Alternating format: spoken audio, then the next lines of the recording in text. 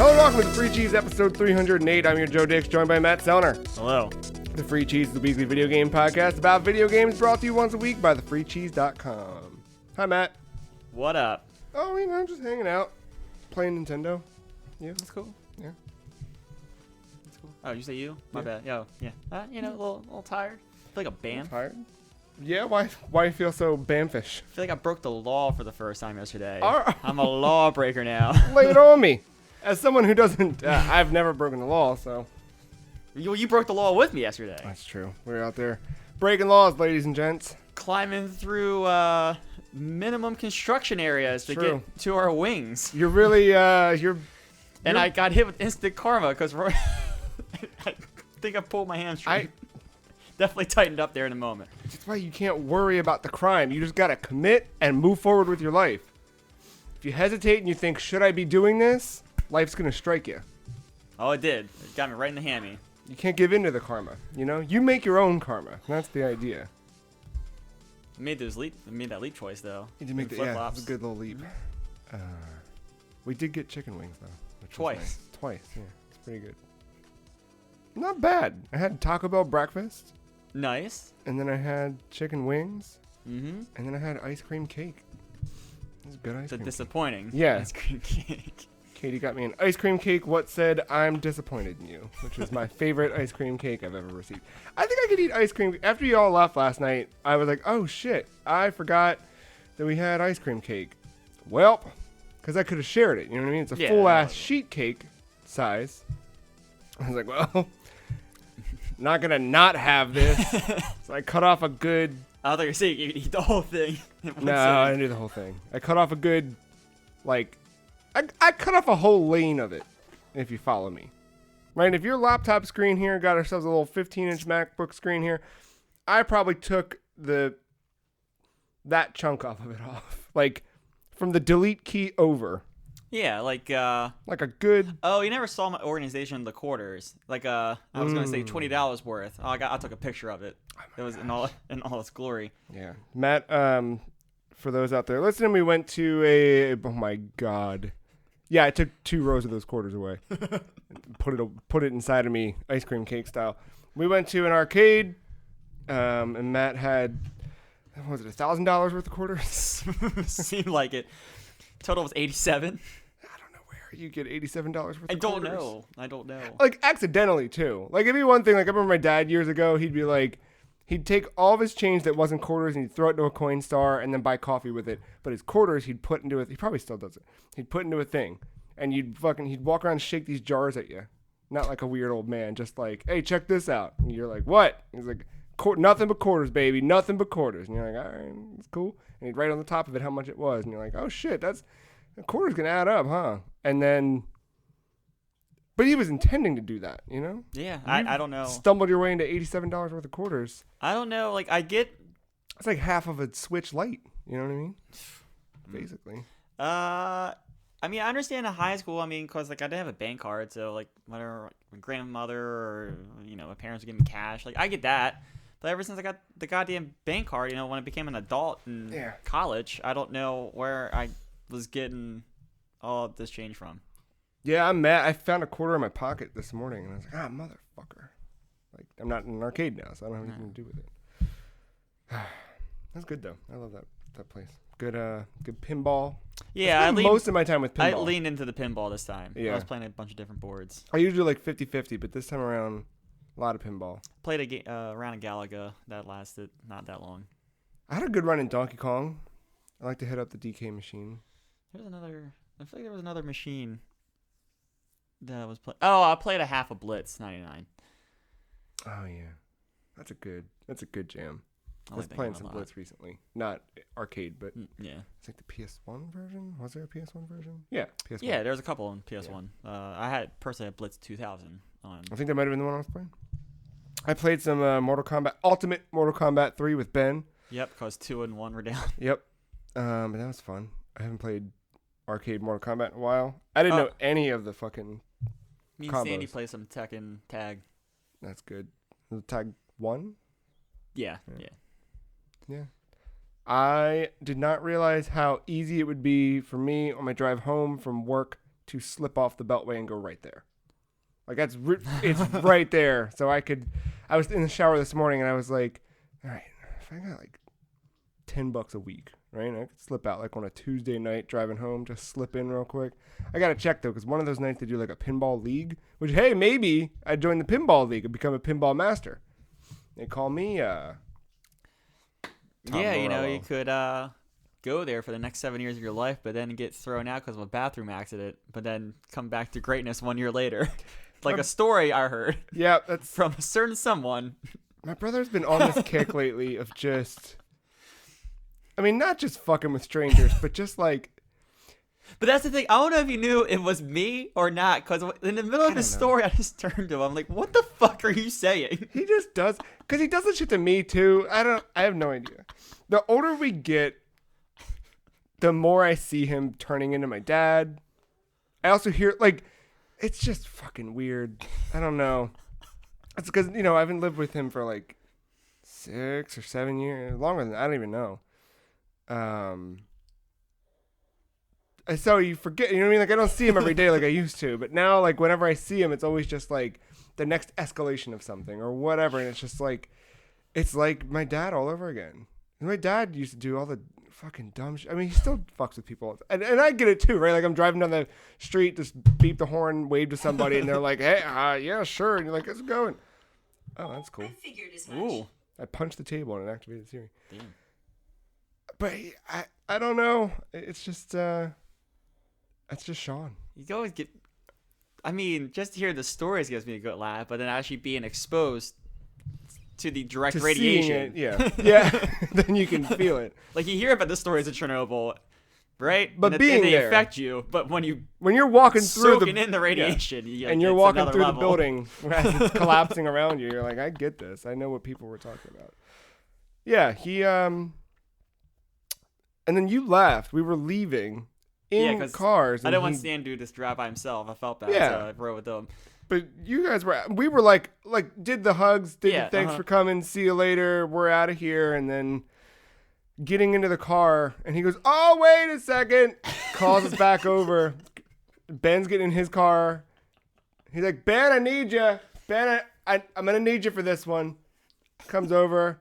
Wouldn't be a birthday without. And he's fucking around with a lighter in a car, and I'm like, what are you doing? Next thing I know, he's got a fucking firework on top of his car, and it was one of those like fountains that just shoots up in the air, like all over the place. Like the sparks are like emanating and falling all down around his car and other people's cars, and I'm like, no. Like, he set a woman's deck on fire when we were kids, like with the exact same thing. Like, and now he's got it on top of a car. Ever tell you that story? No. We had a bunch of fireworks, as you do, and we were setting them on fire, as you do. And a lot of it was like the ones that are just, little, like, you fucking light it, it just shoots out a couple sparks and it's done. Yeah. Whatever one he had, it was like the ones that just kind of like, they don't shoot the sparks or the whatever, it just kind of emits a colored flame. Makes a lot, and then goes out. He had done that, and I think like we were sitting our like old house. You could come out of my bedroom or his bedroom window. There was like a little roof that sat over a patio out back. Mm-hmm. So we would climb out and sit on the roof and smoke cigarettes and shit. And we were lighting fireworks on that, and because it was safe, right? You're on a roof. There's nothing around. The tree didn't overhang too far. It was fine. I guess he left this one and it rolled off, and we just kind of said, fuck it. And then we were like, all right, we're going to get like, I don't know what the logic was, but I guess we thought it went out. I don't know. And we left the house and we were gone. Like we went wandering somewhere. I think our friend that was over had to go home. So we like would walk him like halfway home or something. Because he lived far as shit, but we knew the back ways and it was fun to wander around. And actually, maybe we were too young to be smoking. Yeah, we were too young to be smoking cigarettes. But not too young to play with fire. So, I don't know, we walked him home, and then we're, like, coming back from something, and my mom comes flying up the road, like, not our main court, but, like, the main road by the court, and, like, pulls over to the side of the road. She's like, get in. And we're like, what? She's like, what did you guys do? And we're like, what are you talking about? And it turns out that I guess one of the fireworks kept going. fell on its side and like the flame was emitting and burning the deck. The deck caught on fire and was like rising, and we were gone. And a neighbor, this was, if you look at the front of our house, this was the house to our left, or to the left of, look at the front. The one to the right of us, the fucking weird dude Dave was out there smoking cigarettes, thinking about the movie Titanic, and leaped over 2 yards carrying his fence. And he was one of those fucking just dudes. Like, we got back and he's like fucking sweating. He looks like a snake too, like an old snake man. And he was like, boy, I was out there, I was smoking, just having a cigarette, just, you know, and I looked over, I said, is that oh my, I jumped over the fences, got the hose, sprayed it. Oh man, I said, woo doggy, that's a lot of and we're like, he was a woo doggy man, you know what I mean? And I guess he wanted like a thank you, but I was probably 11 or 12, and so Sean would have been like 9. Like, Sean's like, all right, cool. Like, and we're just looking at the damage, like, oh, that's cool. Like, I don't. And the lady who lived there was just like a librarian ass woman, like real quiet, lived by herself. No one came, no one visited except for her dad, like every 3rd week or something to bring her some meat and a firework too. Yeah, a firework, and like, you know what I mean? Like, she wasn't the one who was gonna be like screaming at you or whatever. Yeah, or like, well, you're gonna have to pay for the damages. She was just like a mouse woman, just like, just retracted and went away and read a book or some shit. I don't know. And I got to relive that a little bit last night while I watched his car almost. The fucking car too when it was done, because you know, I don't know if you know this, but like fire leaves things behind. Yeah, The whole roof of the car is just covered in like little markings. It was a good birthday, man. It's that great picture of him. It looks like dancing with the smoke. Just I tried to get a picture of it as it was still happening, but like it just went out and fucking yeah.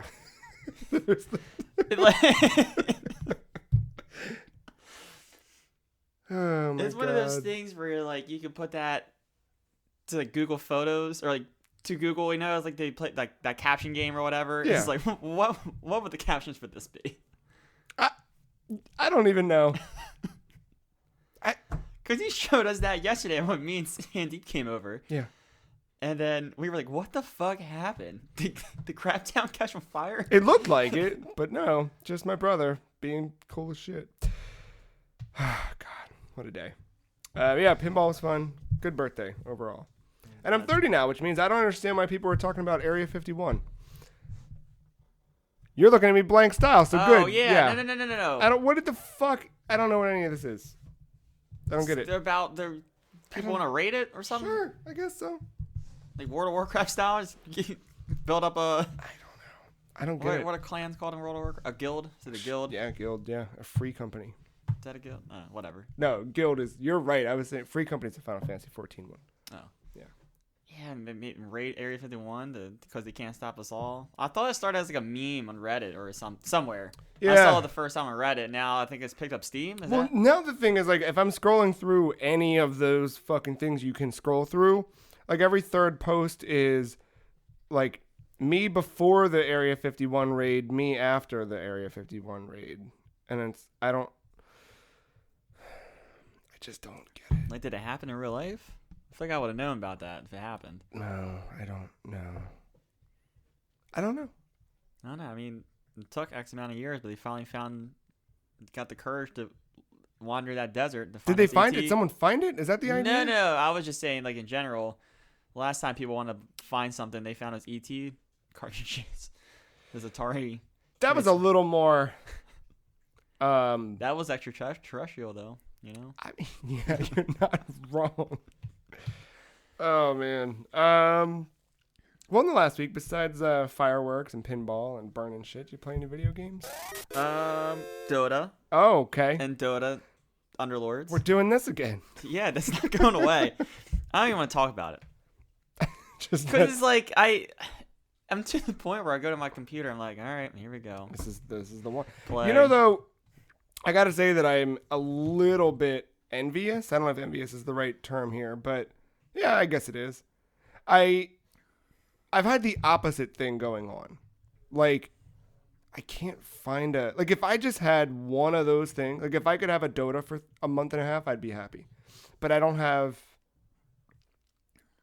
like none of it. Like I'm like I turn on a game. They sometimes just No, I hate it. I hate it. Like I turn on a game. go into another media for like a. I did. I 3 read weeks. I read a lot of comics over the last little while, but like I would open a game and be like, I'd play a level or I'd play a whatever. I'm like, I'll do something else. Or that like, there's the thing where I'm like driving home from whatever, and I've got a podcast on, and people are talking about a particular game, or I watch a stream of something, and I'm like, yeah, I'm gonna play. I'm gonna go and make a Mario Maker level, and I get home and I open it up, and I'm like, I think I don't want to do that ever. I just like everything I did in the last week just felt like pieces here and there.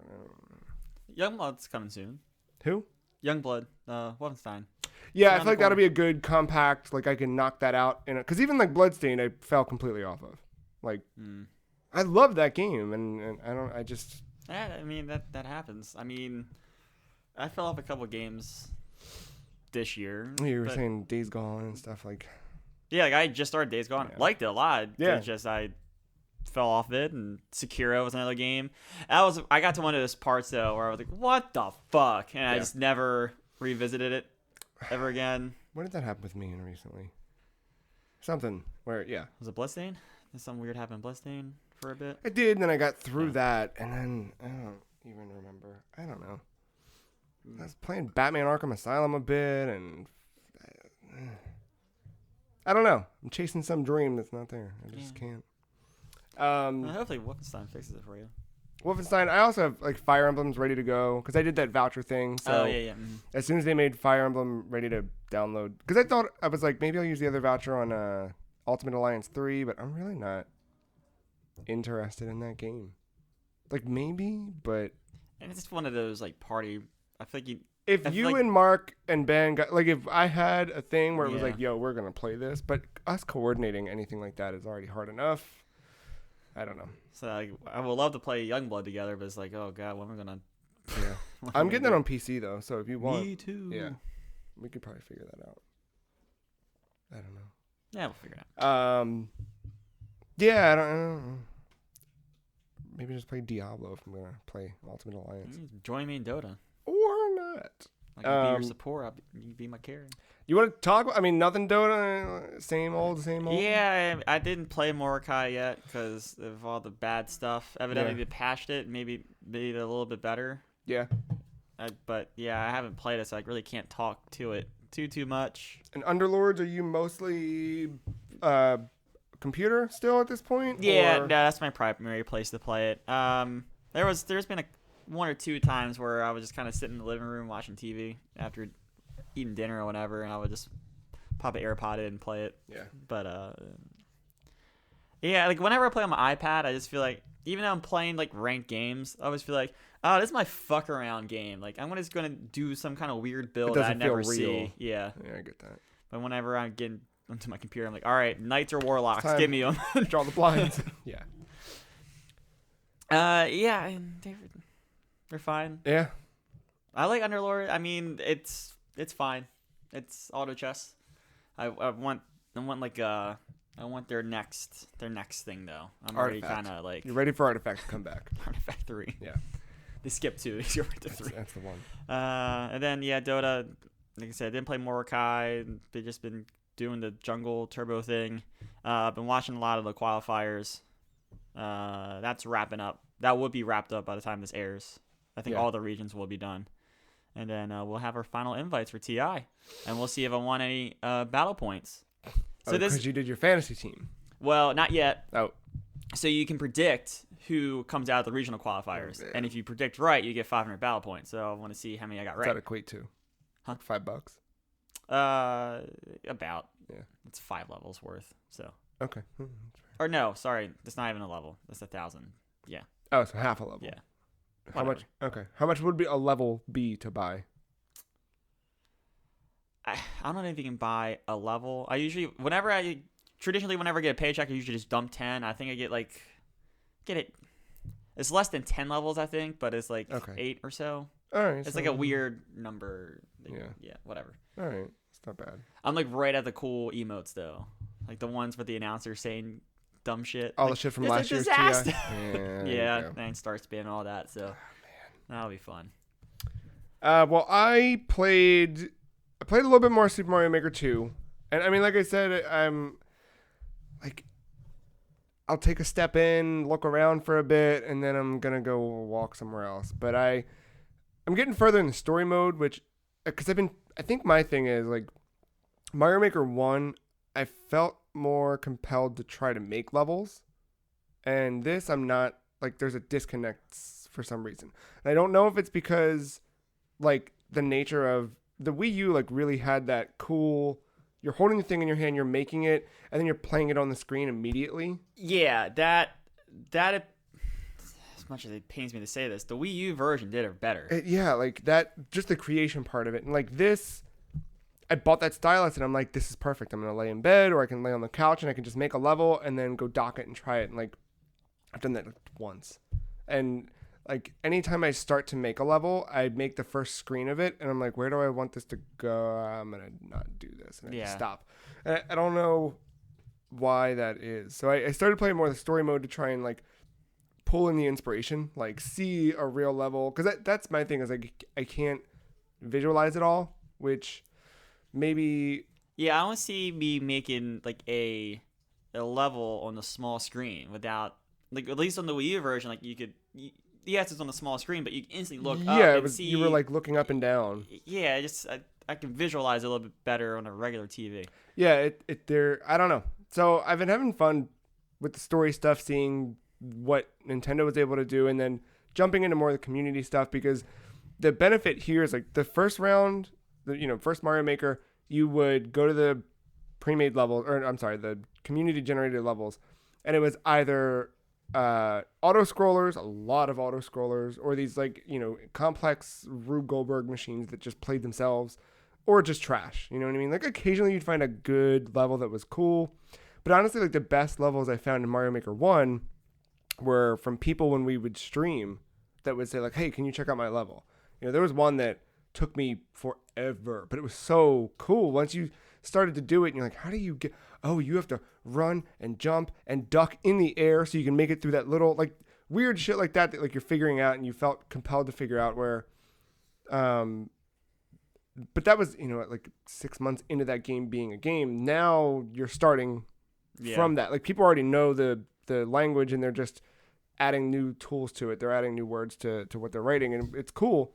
But I'm still, like, uninspired to make my own, which sucks, because I thought that was going to be a big part of it. Like, I was so excited for this Switch version. Like, hey, you never know, it might come. I hope it does. I want it to. I think the other piece of it, like, I'm getting a lot more play. Like, I've only uploaded one level, and I'm getting a lot more play on that than I did in any of my other levels. Oh, well, because people actually own the Switch. But why, though? You know what I mean? Like, yes, but it doesn't make... I don't know. It's simple math. There's just a bigger user base. But even of the... Like, I feel like no one played my other levels in the first... You know what I mean? Like, it just... Because no one owned a Wii U. Mario Maker was big on Wii U, though. Kind of. I know, but also... Either way, I'm getting all those little notifications that say, like, so-and-so and 30 other people played your level, or so-and-so and 70 other people played your level. I'm like, that's cool. And, get a couple likes here and there or whatever. And then there's comments that people are leaving, but that's it. Like, I see what the world record is. I see who played my level, who liked my level, who booed my level. I see all that stuff.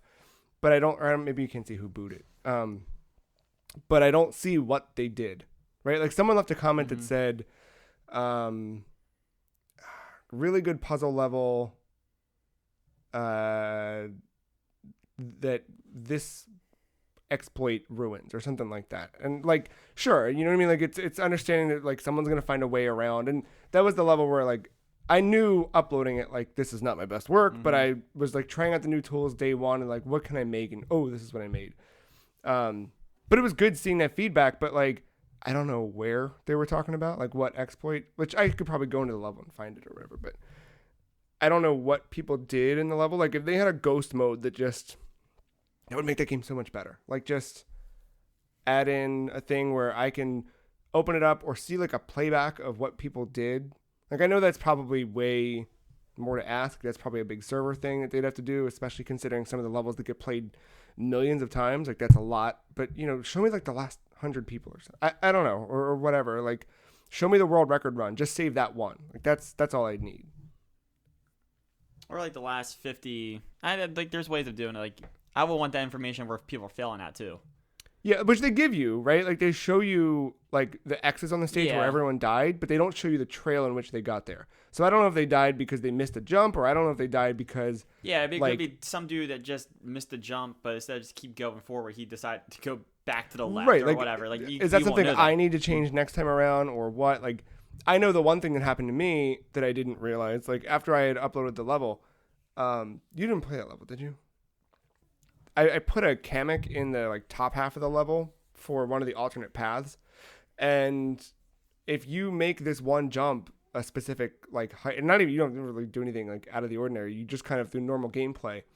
When you jump over, Kamek will like it triggers and it'll teleport down to the bottom where it's not. I didn't intend it to be there, but it will go there. So things like that where I could see, oh shit, that's what I mean, like stuff that you might miss through playtesting or whatever.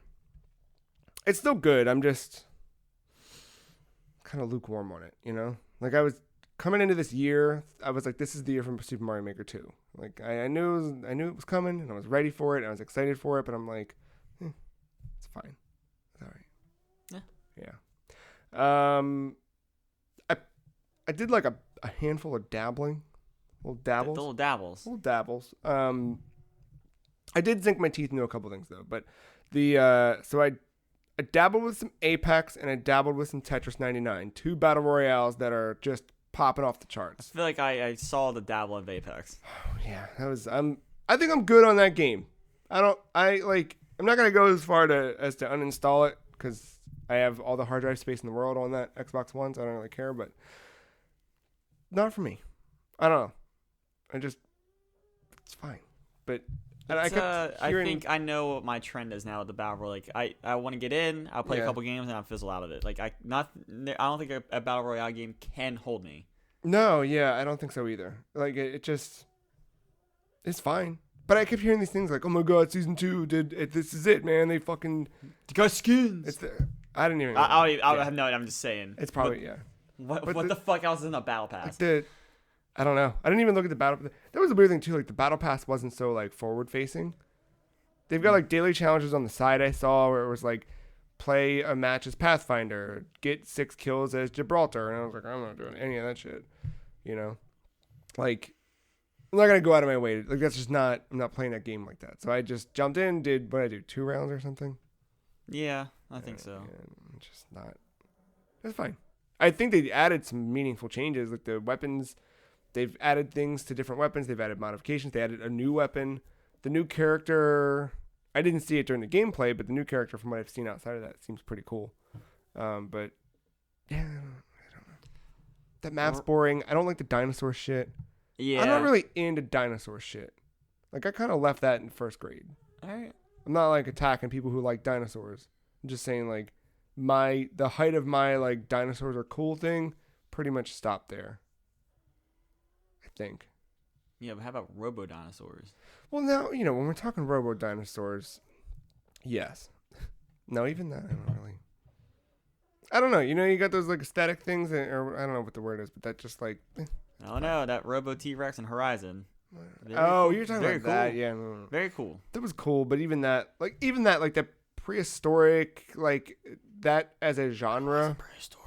You know what I mean, no. But the post-historic. I don't. That stuff, I'm not like. It's not my.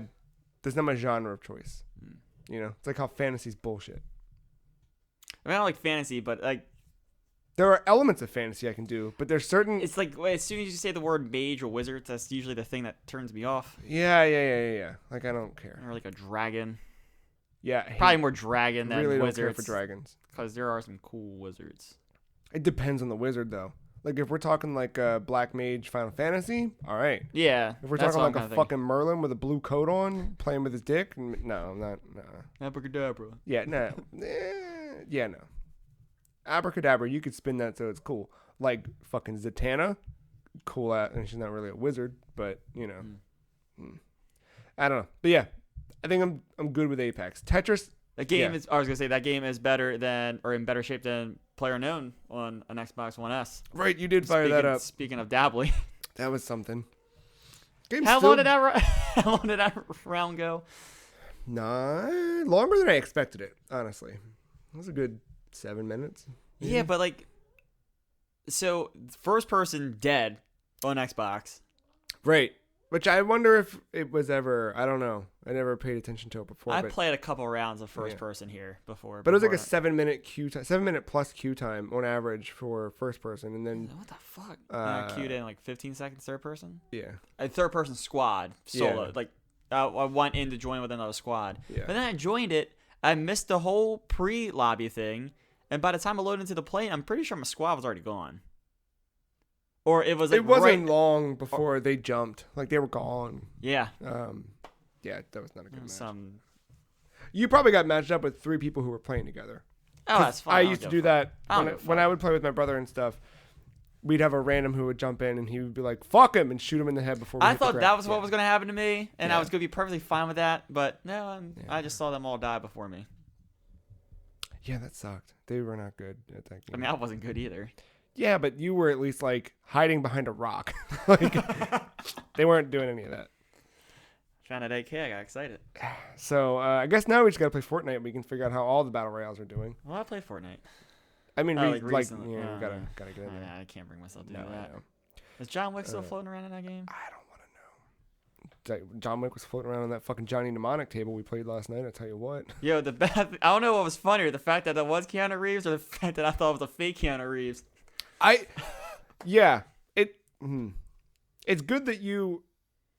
It's good for whoever that artist was that you still, not knowing it was Keanu Reeves, thought it kind of looked like Keanu Reeves, even though they did not. Yeah, that was good. And at some point, I was like, "Oh shit, that's Keanu Reeves." That's a table, man. That's a good table. I'd never played that one, but I like that. The little claw in the back. Yeah, that's good. I think my favorite one was the fishing rod. It's a shame that you couldn't cast it. You had to push the button. That was one of those push button. Yeah. What's that called? When you shoot the ball out? Is that called something like a launcher? I don't even know. I feel like that has a name. I think there's got to be a pinball wizard out there. Let's find out. That could tell us what that is. It's like a cube. Is it the plunger? Okay. Yeah, I was gonna say plunger. That was my plunger. Yeah, plunger. Well, the plunger was a push button automatic, and that did not make it fun. Yeah, no, I don't love those. Like, there's a lot of the like push button plungers where you hit it and it just like not the one like that. At least had like the handle of a fishing rod, sort of, so you can kind of feel like whatever. The Terminator had the gun, like the shotgun. Yeah, that was a push button. But the ones where it's literally just like a big red button that says launch ball. You're like, So is it with I don't want to go back into pinball too much. We can go back into pinball. Is it? So I played at the very end of the night. I was finally able to get on some of those newer tables. Yeah, I only got to play the Star Wars one. Yeah. That was going a lot faster than the other ones. Was that just because of modern technology, or do you think that one was built that way? When you say faster, what was? I felt like the ball was. There was like less friction on the table. Like it felt zooming around more so than the other tables I was playing, which were more of the classic tables, I would say. I never thought about that. It might be just a parts difference, maybe. Yeah, or like it felt as if like that ball was like lighter almost. And because of it, it was like traveling around a little bit easier whenever I. It could be that, because even it could be the angle too. Like a lot of that plays into it. Like if you notice some of the old tables from like they're flat and that ball like barely moves. The ones once we get into the 80s and 90s are a little more angled and the ball is constantly falling toward you. Yeah, like it could be a lighter ball. That Playboy one was flat. Yeah, and like if it just. And if you didn't know it was there, your brother announced it very loudly. Yeah, that. I didn't try any of the new because they had that one in the Ghostbusters one, but I didn't try. Yeah, someone was on the Ghostbusters. I really wanted to play that. Oh, actually, My brother was on it. Yeah. And then Deadpool did open up, but I wanted to play another round of Star Wars. Yeah, I don't know what that Deadpool table was. I'd never seen that before. There was weird. I saw someone playing it. There was like a fighting game like on the Yeah. screen. That was weird. I don't know what that was. I've seen weird gimmick tables like that. I don't know if it's a gimmick table or not, but to me, it's kind of. Yeah, it seems like cashing on. There's stuff though that's cool that like when you do things on the table, it'll interact with an LCD screen up top or something will play out. That's neat. But like even the fucking Judgment Day when I was playing with that weird RPG. Yeah, I was like, what the fuck's going on? What's happening? Tetris 99, still good right now, and yeah, it'll still be live while you're listening. There's a Splatoon 2 event with Tetris 99 where you get a Splatoon themed board if you get 100 points, which I did that pretty easy. I think like 10 games. Cool. You know, depending on how you rank, you get more or less points. But I got that. What I like about it is they like to the nose, like everything is so Splatoon themed. Yeah, and everything. I saw you playing it, but yeah, definitely. And then the music changes. Like when you hit the 50 players left, it changes to a different song. And when you hit the 10 players left, it gets to like the super fast, like intense. Whatever. Much like Tetris 99 does traditionally. Yeah. But having like with that Splatoon music we already know, I was like, ooh, it got me ready for next weekend for the Splatfest. I'm like, all right, let's do this. So a big one I kind of did spend some time with was Warframe, which I've wanted to kind of crack that shell for a real long while, and I just didn't really know how or where, because that game always felt weird to me. I don't know why. It still kind of feels weird. I don't know what. I did not play it for long. Yeah. It was probably either the night I got my PlayStation or the night after. It was one of those things that was free. Yeah. I heard decent things about it. Yeah. And I tried it for an hour, and I was like, I need time, and I don't have time because I want to play all these other things. Yeah. And I want to play Shadow of Mordor. I think I don't know how it is now. I just saw, so it's back in the, just like Final Fantasy 14 is like back in the conversation again because Shadowbringers is out and it is apparently really, really good on Final Fantasy 14, but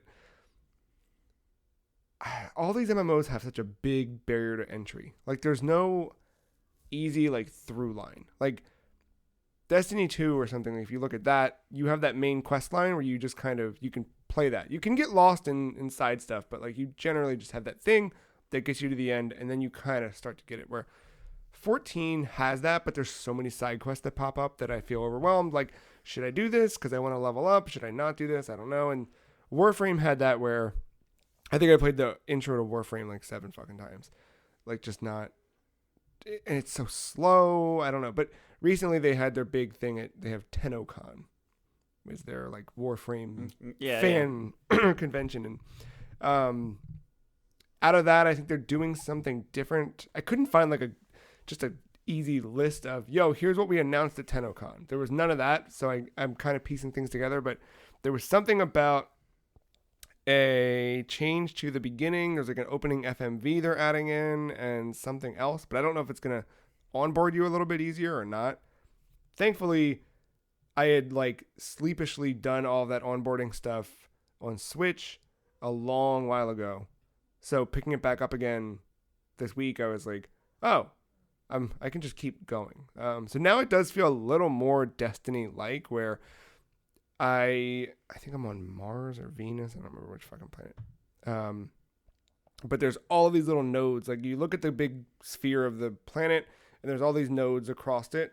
And they're very clear which ones are still locked because you haven't gone. It kind of like there's a through line, and then there's trees that split off. So your goal is to keep progressing through the star map. Like you want to move from, Earth to Mars to whatever after Mars. What's after Mars? Uranus. Yeah. I forget. God, this shit that just gone. I don't Who even. the fuck needs to know that? 7-year-olds. The fuck's after Mars? I mean, Uranus is past it. It's somewhere. I don't even know. Is it fucking Uranus? Neptune's the last one, right? That sounds right. Planets. Mercury's the first one, right? Sure. Dude. Mars, Mercury, Pluto. Pluto's at the end. Is Pluto like the planet that's not a planet now? Yeah. It's a gas. Why can't I just find a fucking list of planets? I don't understand. Dude. All right, space.com. What do you got for me? I'm about to buy this Amazon poster. All right, you ready? Here we go, Matt. I got it right Hot, here. fresh. We got Mercury, Venus, Earth, Mars, Jupiter. I thought Jupiter. That was what my gut told me, but I never said it. Saturn, Uranus, Neptune, and Planet 9. Ew, I don't like they call it planet. What is Planet 9?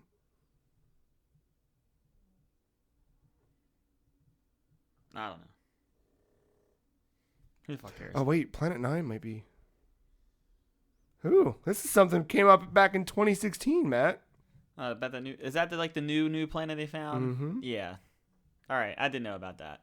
I didn't know. But what is? They don't consider Pluto a planet. It's just a gas, like gas. Yeah, it's a dwarf planet. Yeah, that. The fucking. I just open up Reddit and I see the monkey. Oh, yeah, that's pretty good. Anyway, so yeah, right now I'm on Your science lesson for today. science. Fuck.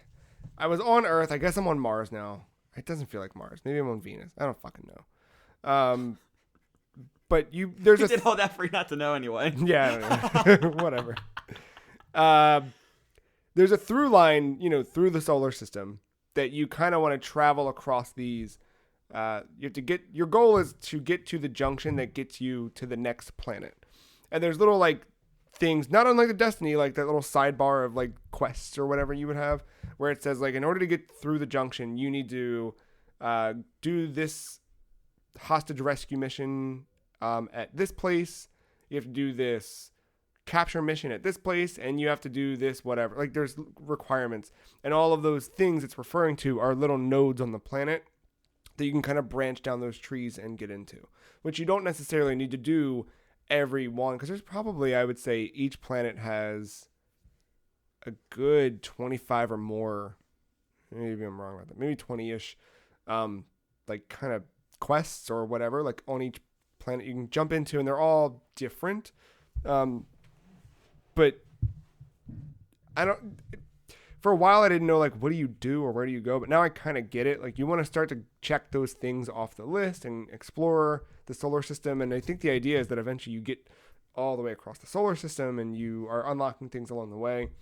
The acquisition of new gear and stuff I'm starting to get, you start finding blueprints, or you're getting them for leveling up or whatever, which lets you then build new warframes, new weapons, new whatever.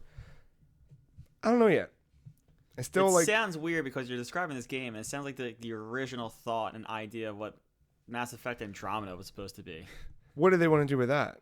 I mean, they just wanted to be this huge galactic thing where you can go to any planet and these different solar systems, and just be able to get the different materials to build your ships, and I forget every detail, but I just know they wanted this massive thing that every planet was kind of touchable in this weird way. Yeah.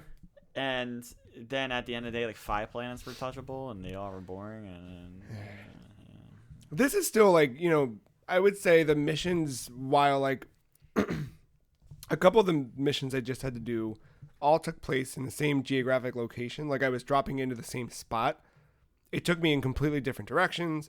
The mission structure felt varied. The requirements, you're still shooting things and you're slicing through dudes, but there was one where I had to survive a wave of enemies that were coming on. And the cool thing is the multiplayer piece of it is it's drop in, drop out stuff to an extent, not straight up Destiny style where someone will just wander in. But the game does a really good job of queuing you into or queuing others into instances that you're all doing at the same time. So that's good. There was one where I had to rescue a member of this squad. I don't know what the fuck it was. And you're basically just like, there's a cryopod where someone's inside of it. You need to get them out of there so you can unfreeze them and save them or whatever. It's in the middle of a bridge, and on either side of this bridge, there's enemies coming into it from above, from the sides, from below, and you need to kind of like hold ground and keep them off. And you're rewarded for the number of like waves you increasingly complete. So the thing I had to do to advance that major junction to get from, I already forgot what comes after Mars. Jupiter. Yeah, but I think I'm on Venus. I don't fucking know. The thing I had to do to get to the next junction, I had to clear 10 waves. So I got to the end of the 5, and it was like, do you want to bail or do you want to go? And you can see on the map, or there's like a screen that pops up, and you can see what the other players want to do. And we all opted in because I think we're all chasing the same checkpoint. But I don't know. And then at the end of it, like we all bailed, and it gave us all rewards for staying together and stuff. It was neat that it like rewarded that player thing. And when you back out of a mission that you were in with other people, it keeps you on a party. So if you want to continue forward, you can.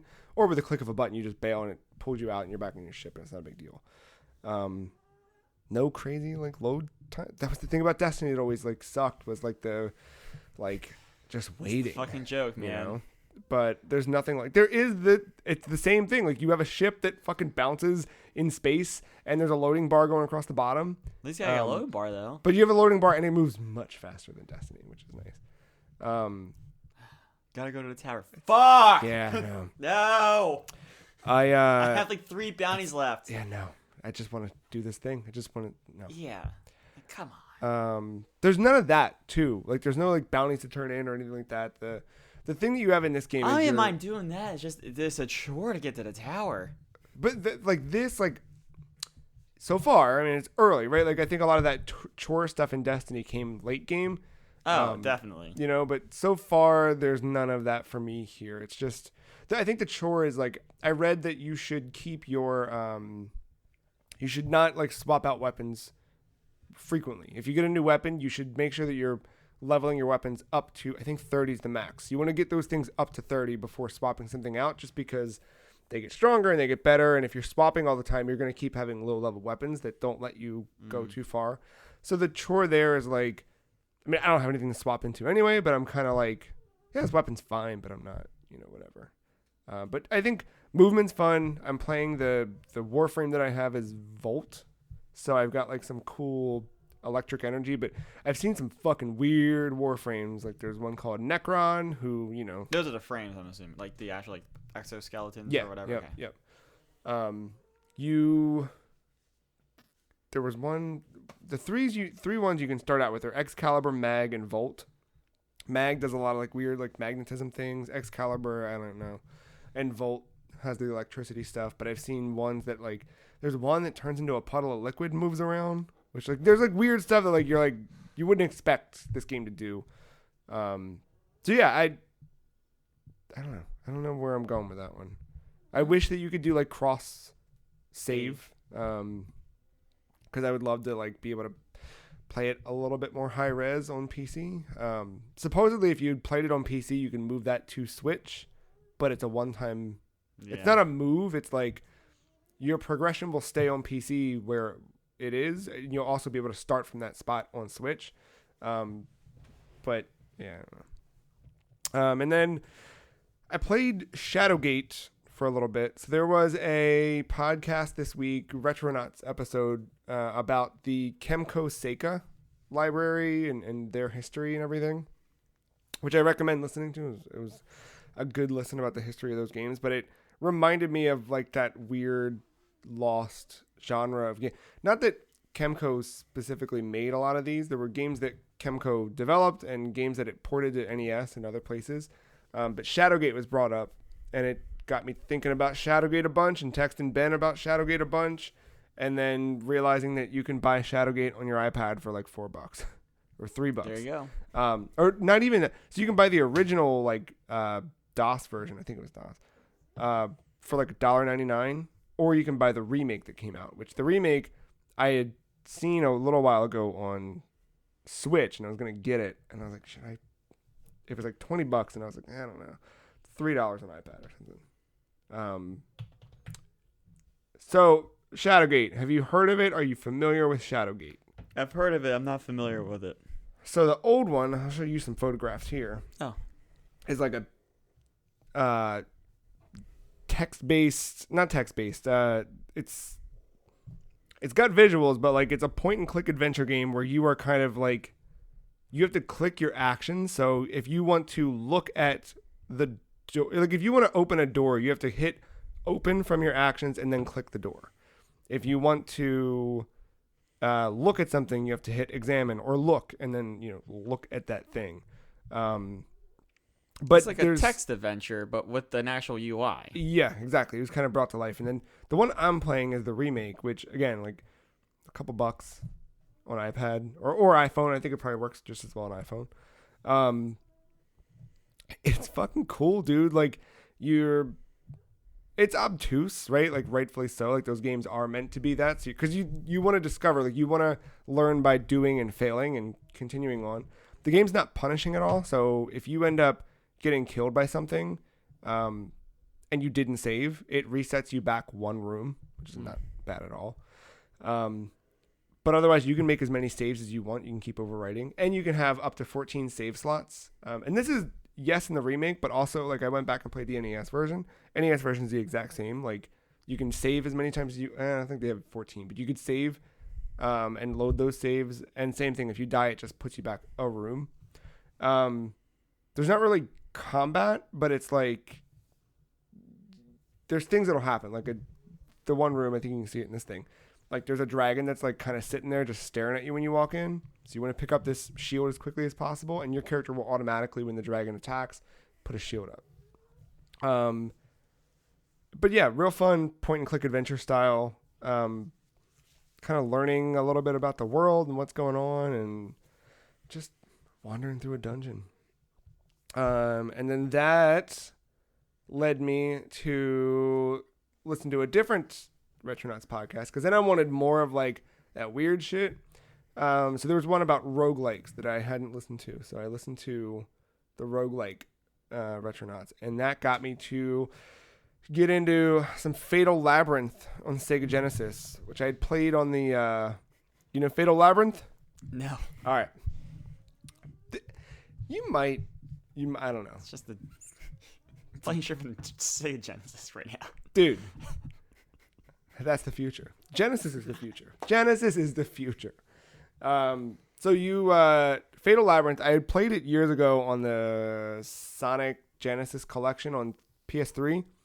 It was on there, and you had to like do a specific thing to get a trophy. First of all, I just pulled up the cover art. We were just talking about how we don't like fantasy games, and here we are playing fucking Dungeons and Dragons, the game. Don't think about that. The cover art's not necessarily indicative. Now, also, Shadowgate. This is on my Mega Drive. I don't know if I got the right one. That's right. Yeah, Mega Drive and Genesis are the same. Oh, yeah. Mega Drive's the European.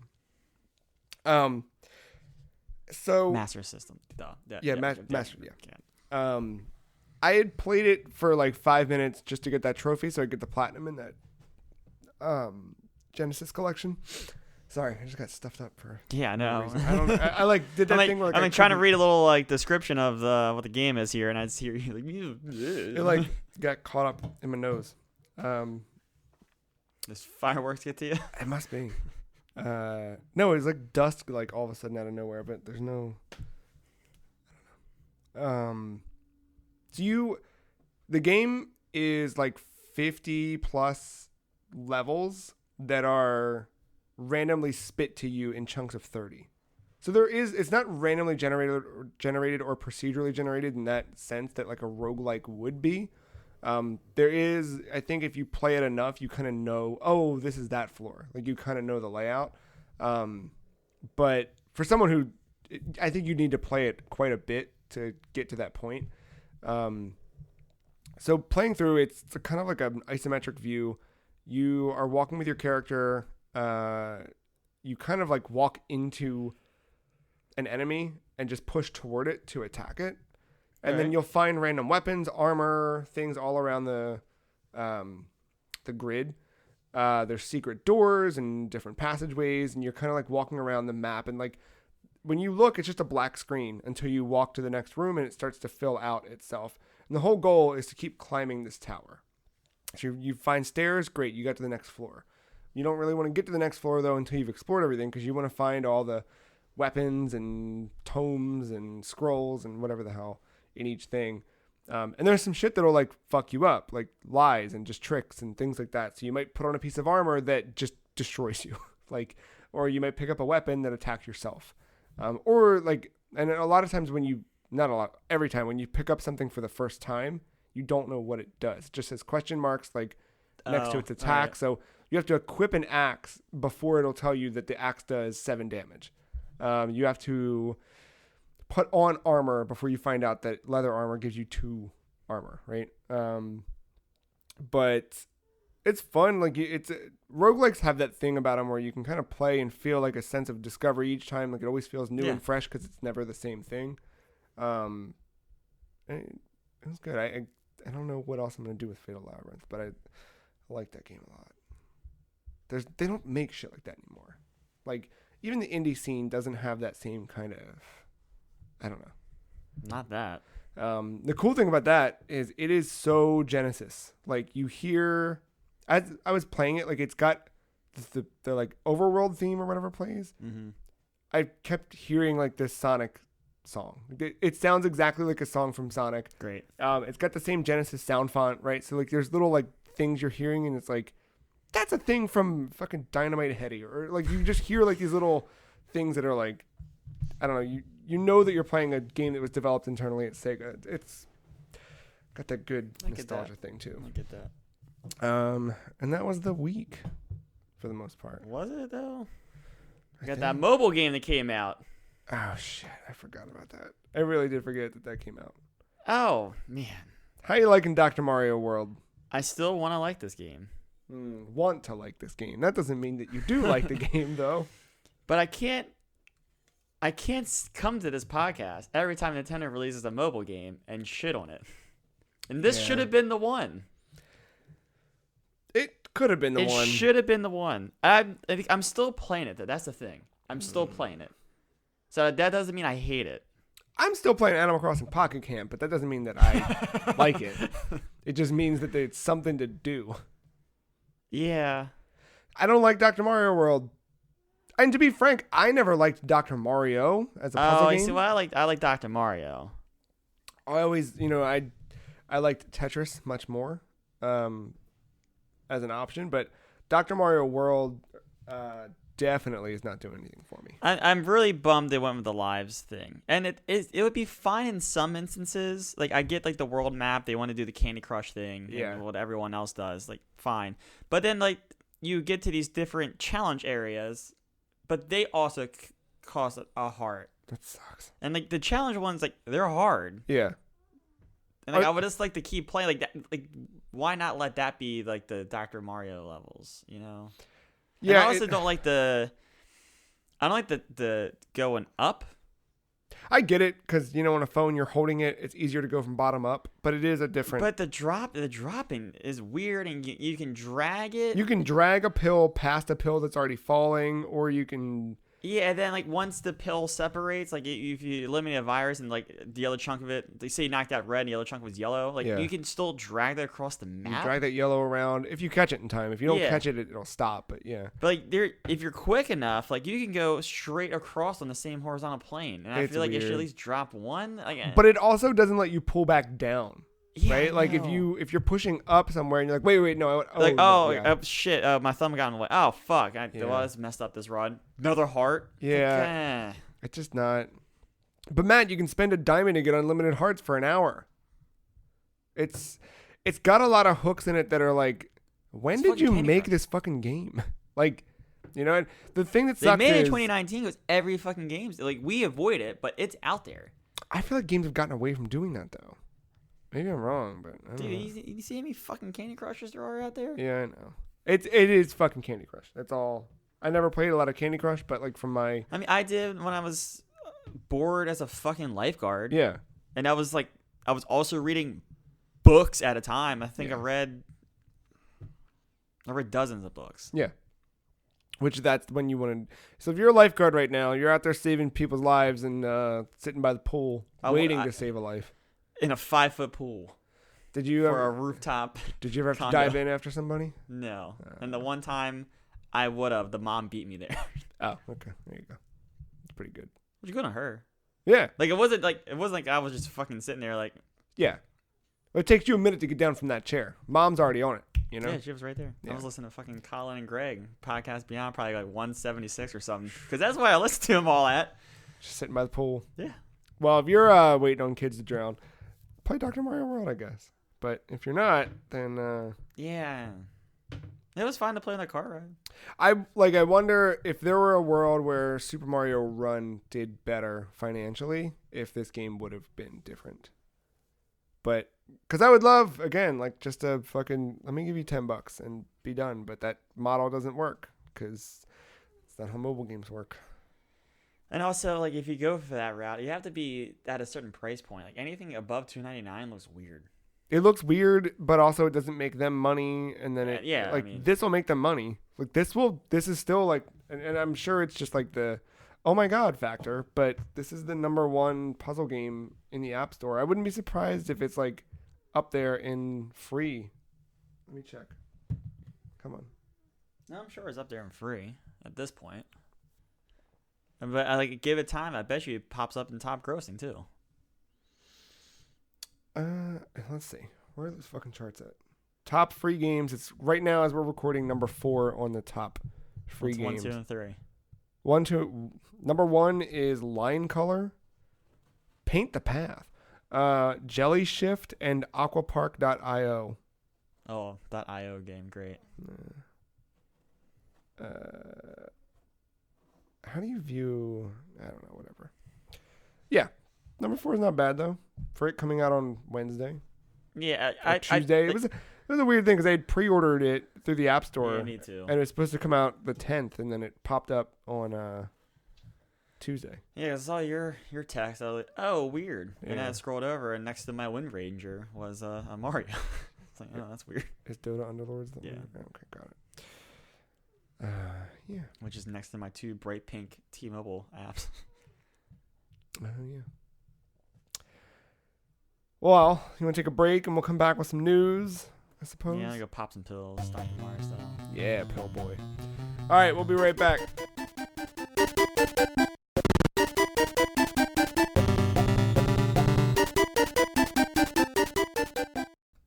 Welcome back, Matthew. What up? There was a little bit of news this week. Some news. Some news happened. Probably maybe a light week. Yeah. Next week, so this week we had some weird scheduling stuff, but next week we're going to talk a little bit about our game of the year so far. Not like a full ass whatever, but just kind of like, it's been 6 months. There's half a year behind us. Which version of Auto Chess will Matt say? Who knows? Oh, man. I didn't think about that being a part of the conversation, but I guess it will be, won't it? Okay. It might be. I'll tune in next week, 3:09, when we talk about that, I guess. And a little bit later, you can tune into Netflix and watch Cuphead come to life as an animated comedy series. Just something I did not. I was all aboard on this, and then the creators of the game were like, yeah, we're not, this has nothing to do with us. Oh, I did not know that. You're doing that thing. You don't mean to do it, but like, I'm the type of person that like, I'm sure, and then as soon as someone's like, oh, I don't know, like, oh, was I sure? Like, did I see it wrong? I want to say I see it now. No, yeah. I thought it was like, I saw that pop up, and then like later in the day, I was on IGN, I saw like, the creators of Cuphead have nothing to do with. Yeah, they're executive producers, which means someone will show it to them and say, is this cool? But they're not going to have any direct... Yeah, so... Yeah. We'll see. I mean, as cool as that art was in that game, and then the style and everything, I don't know if like the cast of characters was the thing that... The cool thing about this is it's being done by King Features, who own the rights to Popeye. Okay. Right? Like, that's cool in the end. But I don't know. I might pop in there for a moment. I mean, there were some characters that were cool, like fucking Medusa, and I like the King Die dude, the Dice Man. What was that? I forget his name. The second to last boss. King Dice. Was it King Dice? It's King Dice. I could be wrong. Yeah, whatever. Yeah. I feel kind of whatever also about a new Turok game coming out this month. It looks nothing like a fucking Turok game that I've ever seen, but Yeah, what the fuck? Pastels? this looks like I can't remember the name of that game. It was a game. I wonder if this is being developed by the same people. I think it is. Hold on. Fuckers. It's being developed by Pillow Pig Games. And I don't know if this is the same developer. No, it's not. I'm thinking of a game that was on... man. I have no idea. At all. It was like Tiny Town or some shit like that. I can't remember. Don't know. Either way, it's like a top-down grid with these chibi-ass characters, and I guess you're hunting dinosaurs? Sure. Yeah, there you go. Yeah, like you're all talking about it. Turok game. I was like, oh, weird. Are you like doing like a weird like D-make first-person shooter thing? Nah. And then I saw that. I was like, that's not Turok. No. It's not even like Turok Go. No, but it's close to that. Like it's close to that, but no, at least Turok, like or at least the Go games held the aesthetics. Yeah, this is different. I mean, which is cool, right? Like I don't know, man. Play with shit. That's fine. Make weird shit. I'm down.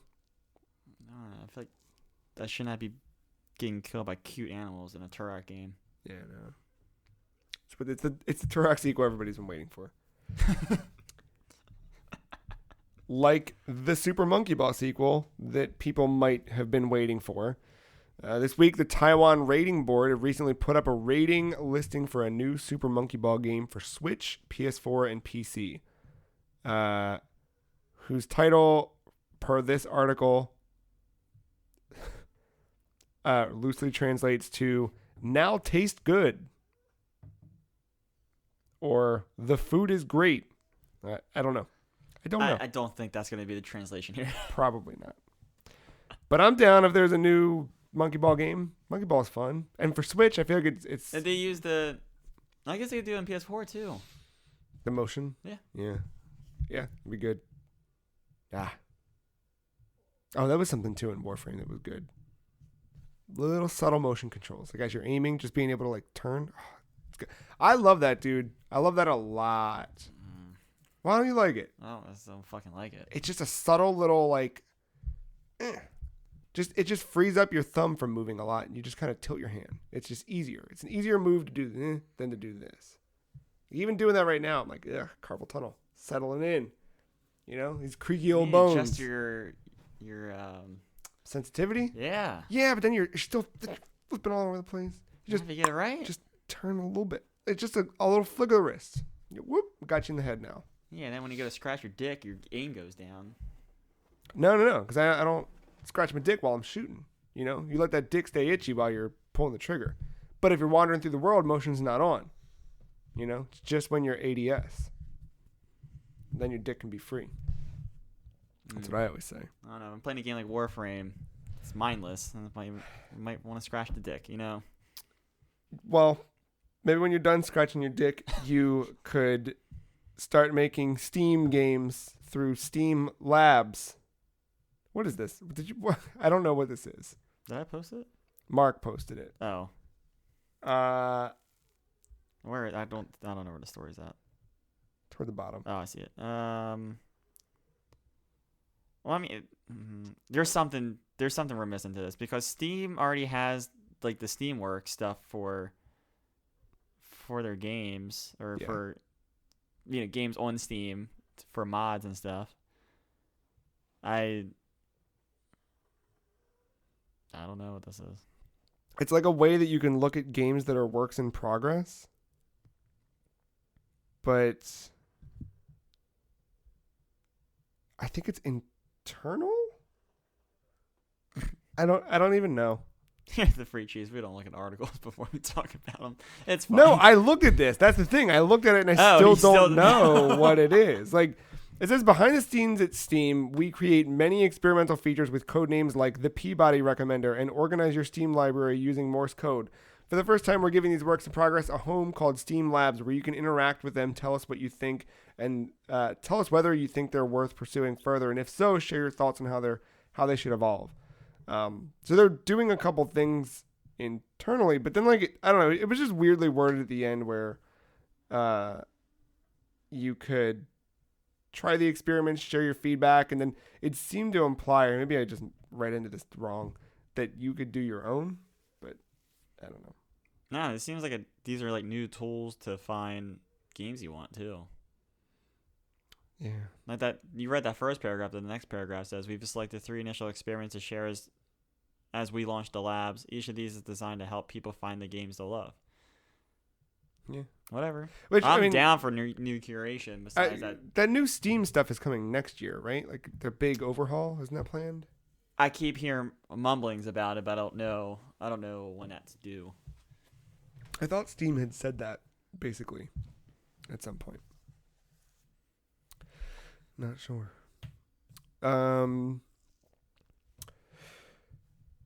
Mortal Kombat movie, rated R, includes fatalities. You down?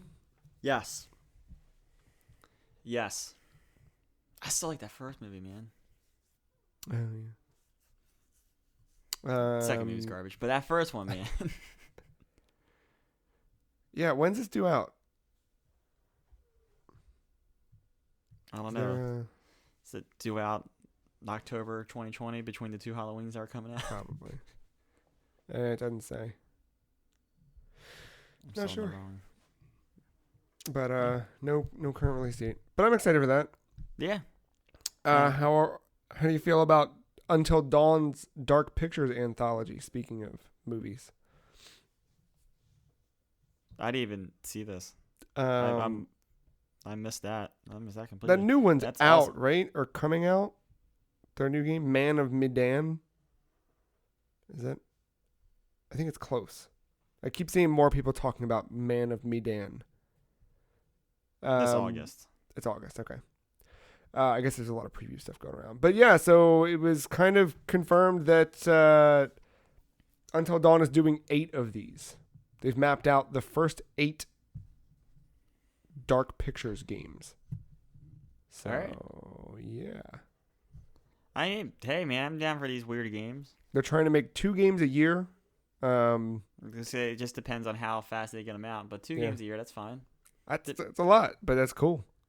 Each game will have a different director, different screenwriters, and different actors, not to mention entirely separate development teams, which will allow Supermassive to work concurrently on multiple entries in the series. That's cool, dude. Like, if they got an engine that works and everything, and from what I read in a couple of the previews this week about that Man of Medan, it seems like they've kind of taken the engine of Until Dawn and then made it even better. I don't know if they did a new engine, but it was one of the previews I read said that, like, it feels like Until Dawn's, it does feel like a true successor to that, which is good, because I thought that game was good, but I wouldn't want to play the exact same thing. I would want, Yeah. you know? Yeah. Which, a lot of, like, Telltale things are being brought up in regards to this anthology thing, and that was my problem with Telltale. It's like everything felt the exact same. There was never any new... There were different mechanics across games, but generally speaking, it was similar slowdowns and things of Yep. that nature. Yeah, you could feel it. Yeah. That's. Hey, man, I'm down for that. Yeah. Get some good spookins come this October. Yeah. I'm down. Hey, buddy. You sleepy? Yeah. I get it. I guess let's just jump. We'll jump to the big one. We'll close out on this. Nintendo Switch Lite. Out of nowhere this week. Why are you shaking your head no? Oh, I know why. Go ahead. Get it out. They should have put it in the dock. They're fucking pussies. I was surprised this does not dock. So if you missed the news, the Nintendo Switch Lite is announced this week. Will launch September 20th for $199.99. Available in yellow, gray, and turquoise. It's basically what I thought Nintendo was going to do originally. I always thought that Nintendo when the NX was announced that it was not going to be the hybrid device. Yeah, hell yeah. Remember those days? I was going to give it to you. It was like every podcast. I never thought that we were going to get the hybrid. I thought that we were going to get a console, like a fucking console, and gonna give it to you. Yeah. And I thought we were going to get another handheld that was basically a good Vita.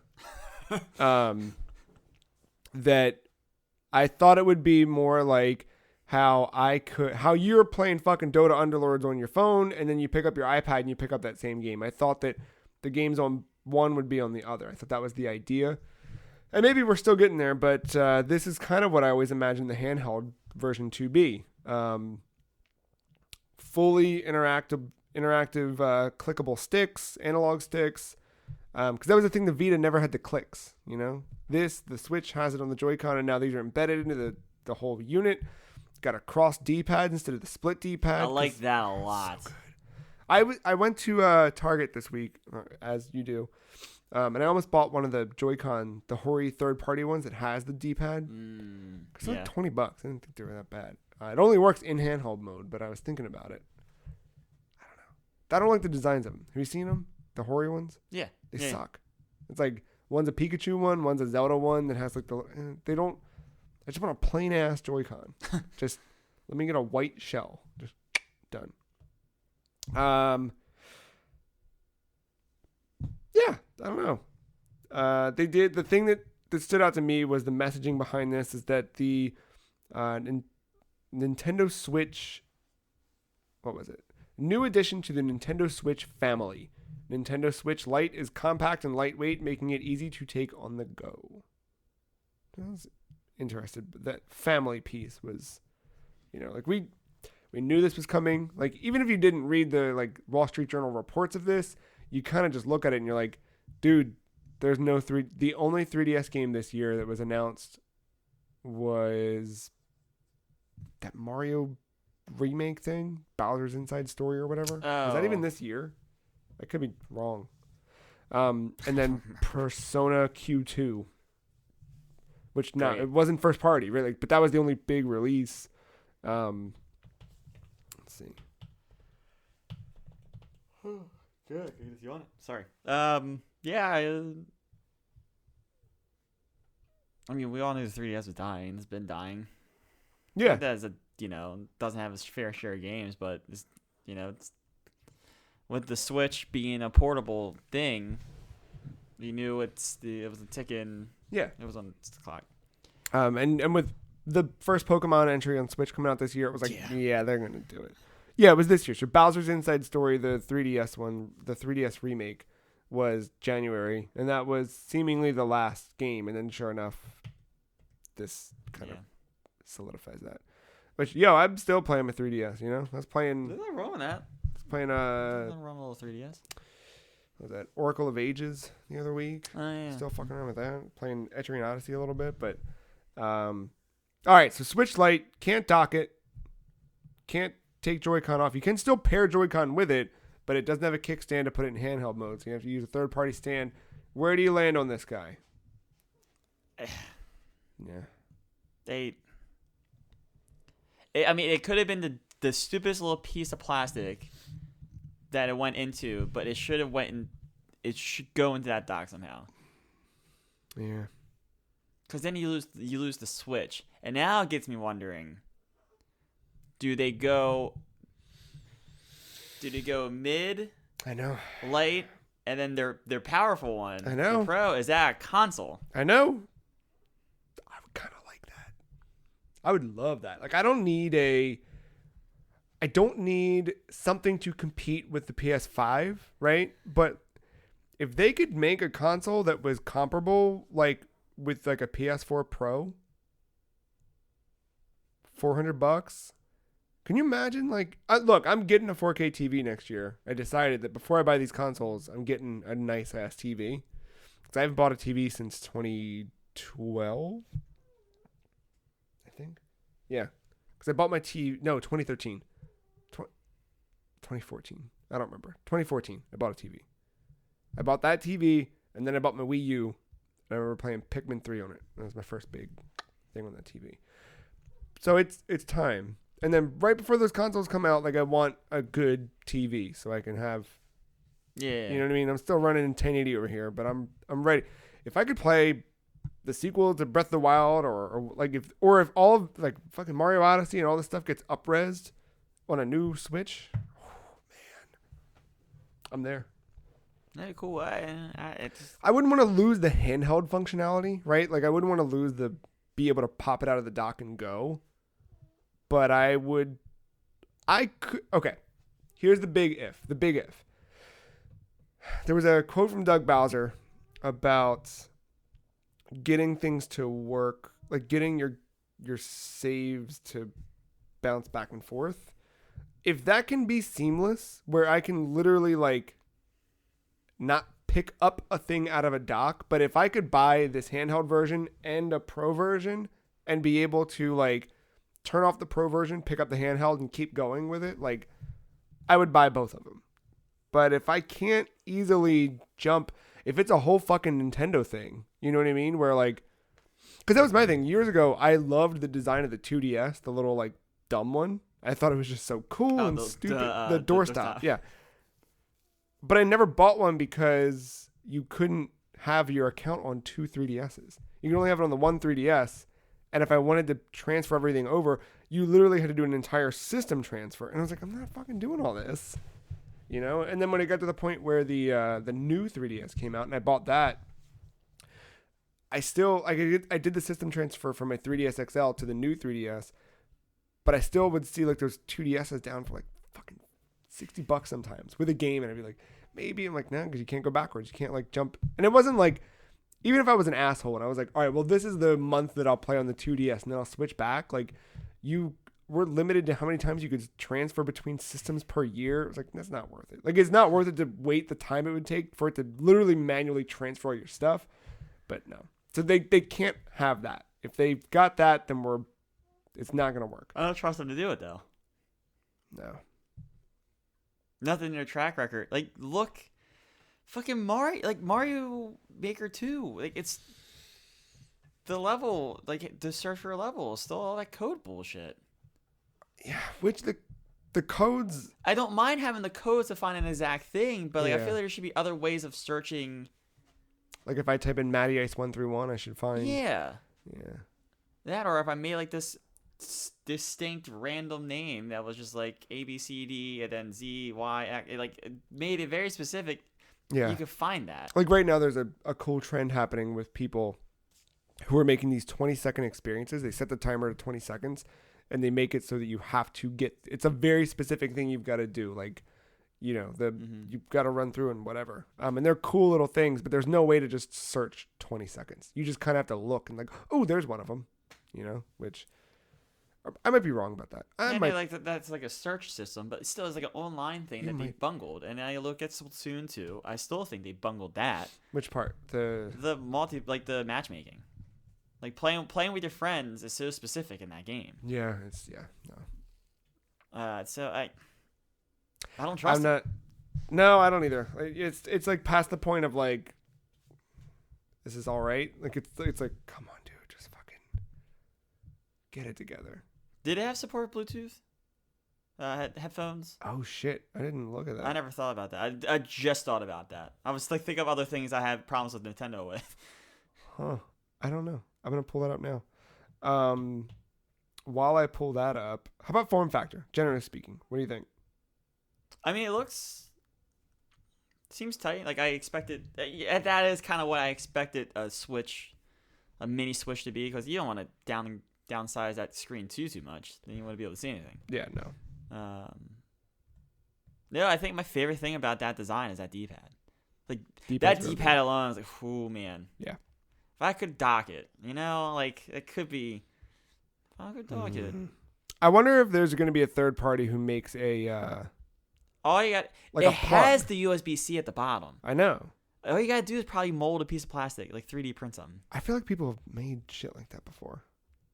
But that's what I'm saying. Like, I feel like Nintendo should have included that in the box. Yeah. They should have 3D something, have like little flaps that hang out the side, so that way it's easy to pick it up, and then you can just disengage the Switch from the piece of plastic. I don't think there's Bluetooth audio. I think I wouldn't be shocked.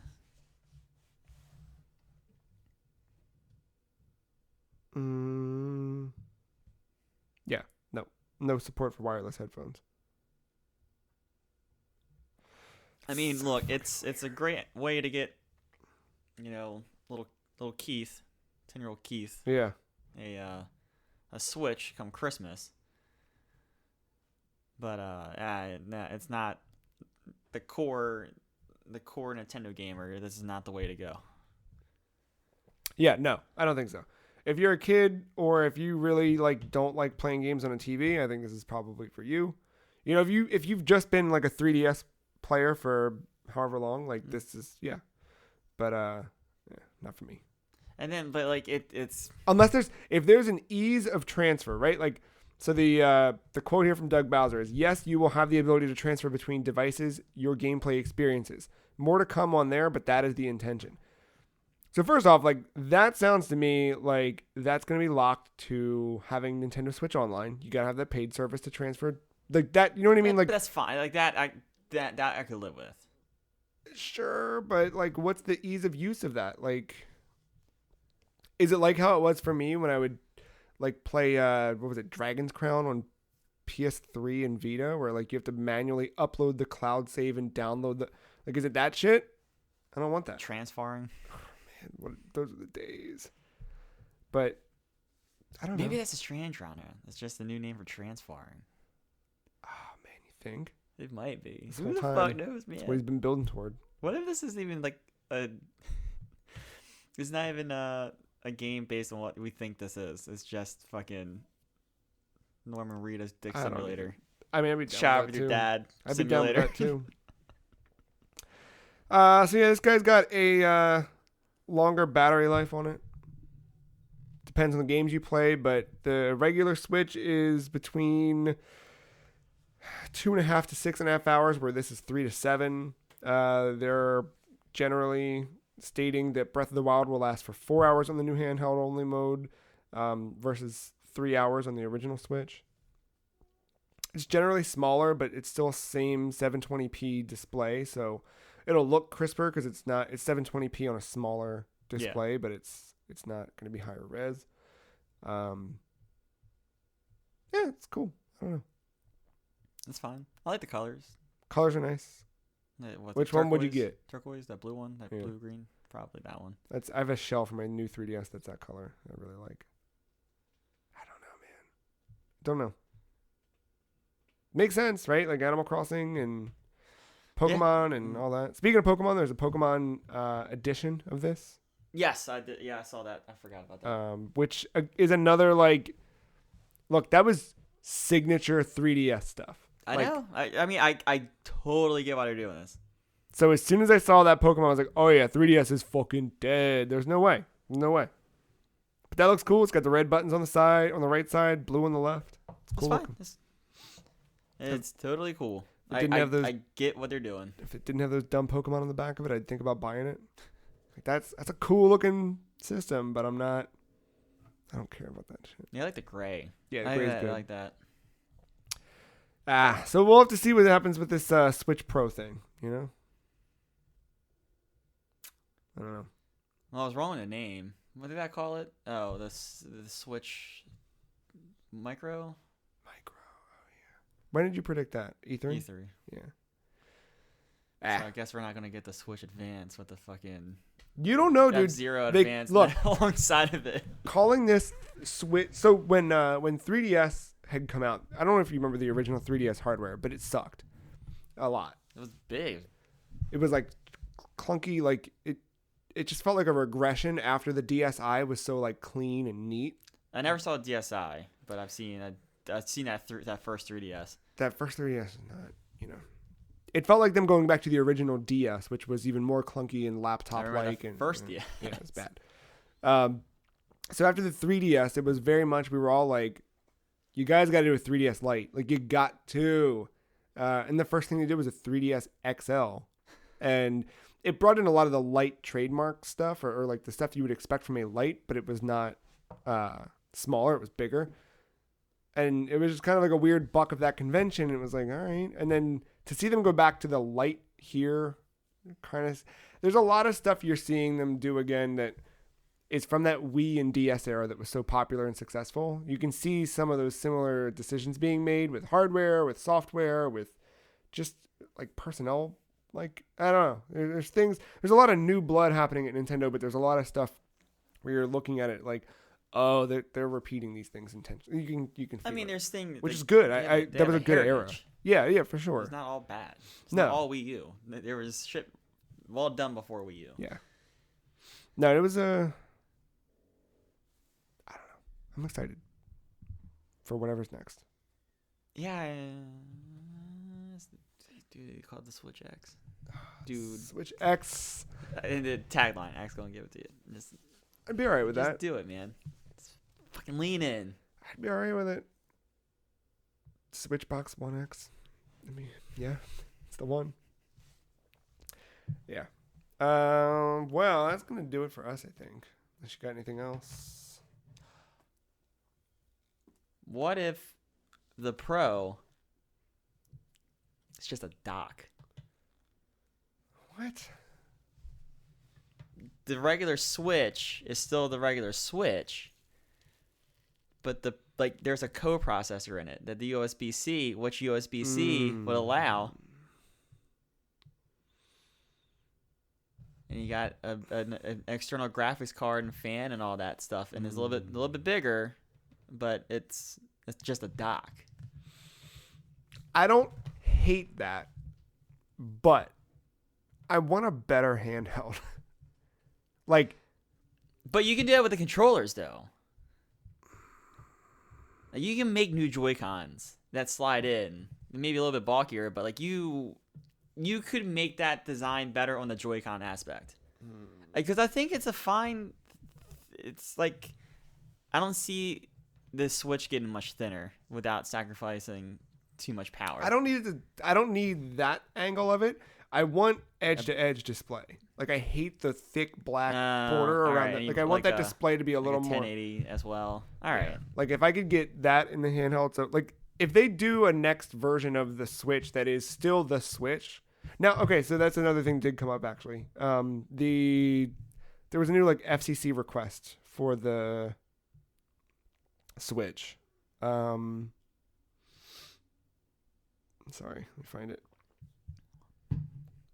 So this happens all the time where a company will request or file for like a Copyright? It's like a refresh instead of like getting it fully, what do you call it? Approved again, because they have to go through like different certifications and stuff like that before they can actually sell something. So this is change of system on a chip type. Like that's the specifics for these FCC filings.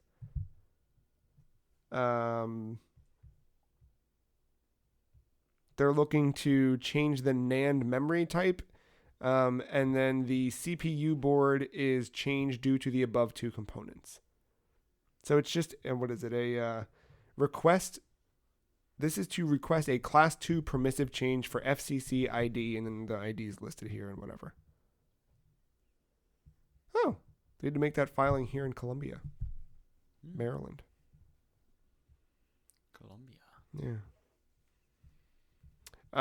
This something similar happened and was approved for the new PS4 Pro.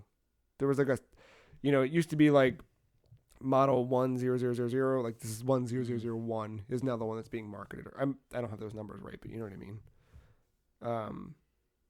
And that because that new PS4 Pro is apparently much quieter than the version before it, and it's because they changed one thing in it, but they can't legally sell, right? Well, yeah, all that stuff.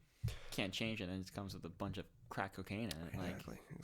So the new illegal. Switch might be a thing. Like there might be a new SKU, not SKU, but like a new version of that manufactured Switch. It's even a little bit more better, but certainly not the one that we're looking for. But if they're refreshing this one, that tells me they still want this one to be sold. But maybe we get a big pro. I don't know. I just don't.